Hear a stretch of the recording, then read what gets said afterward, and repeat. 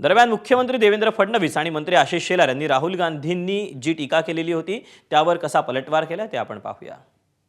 आहे मोदीजींनी जे सांगितलं त्याचा जर अर्थ राहुल गांधींना कळला नाही तर आता त्यांना दोष देता येत नाही, कुठेतरी त्यांची समजच कमी आहे, पण तो जनतेला कळलाय आणि त्यामुळे जनता रिस्पॉन्ड करेल। सर, केरळमध्ये मुख्यमंत्री तडजोड करणारे पंतप्रधान आहेत, त्यांच्याकडून देश चालवणं होणार नाही हे राहुल गांधींचं म्हणणं आहे।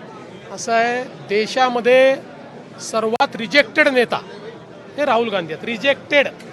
रिजेक्टेड माल आहे। आता त्याला तुम्ही महत्त्व देता, आम्ही देत नाही। राहुल गांधीजी यांच्या या अज्ञानाचे पुरावे आहेत।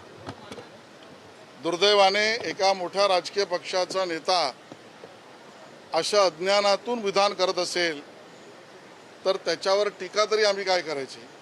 जनतेने ज्याच्यावर विश्वास ठेवला अशा प्रधानमंत्र्यांनी जनतेशी केलेल्या संवादामध्ये जर यांना मुसळ दिसत असेल तर राहुल गांधीजी तुमचं वक्तव्य म्हणजे अज्ञानाचं प्रतीक आहे, एवढंच मी म्हणेन।